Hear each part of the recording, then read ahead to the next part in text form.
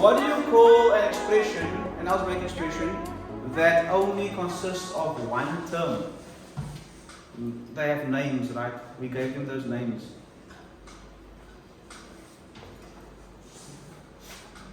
Then we had an expression that is made up of two terms. Then we had an expression that's made up of three terms. They all had their own little names. You could call them, an expression with one term is called this, an expression with two terms is called something else, an expression with three terms is called something else, an expression with more than three terms it also has its own little special name. Right? And those names had prefixes that indicated how many terms are in the expression.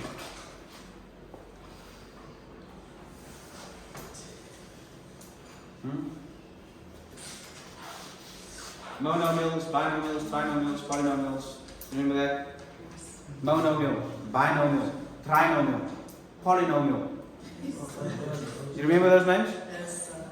You don't remember them? Were you introduced to them? No. Okay. You were absent maybe that day. Or you were drawing Goku and stuff while the show was explaining.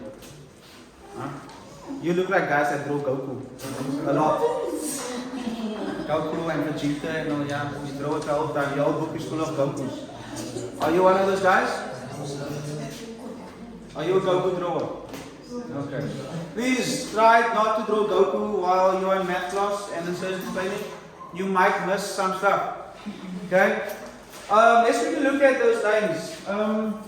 Monomial.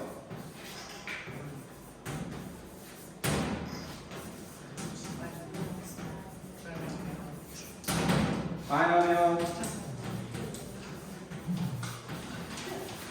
Trinomial.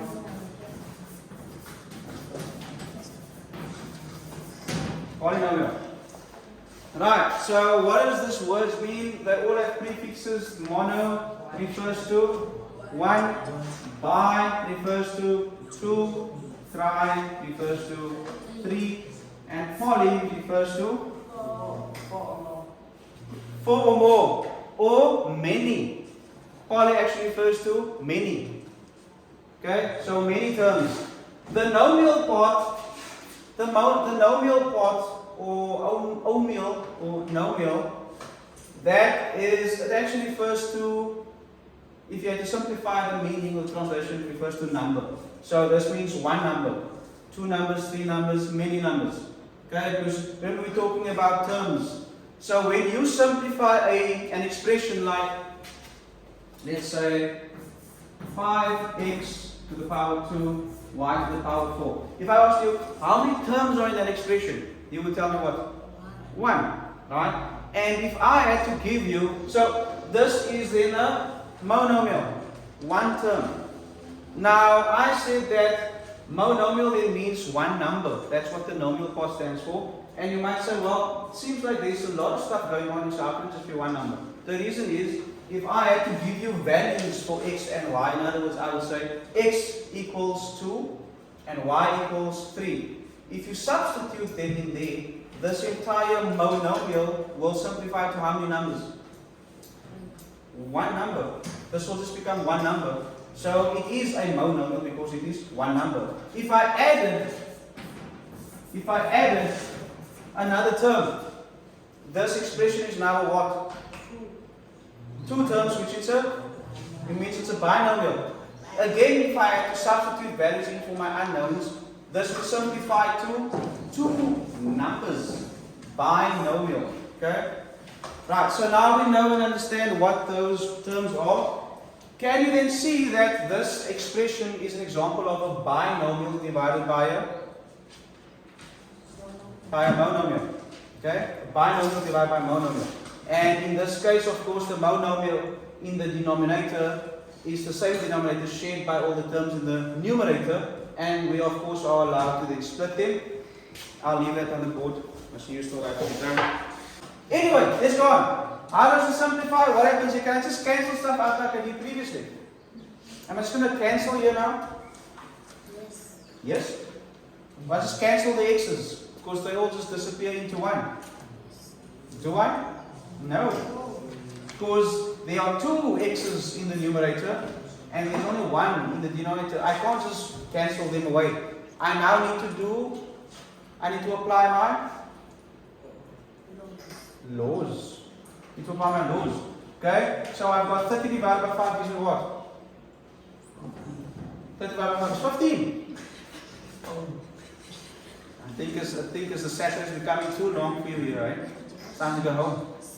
It's 6, huh? X to the power 2 divided by x to the power 1 gives me,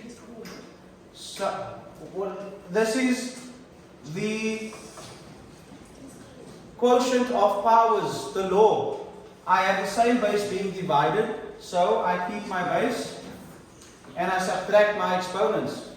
2 minus 1, which is 1. So that's x to the power 1, it stays x, right? Plus,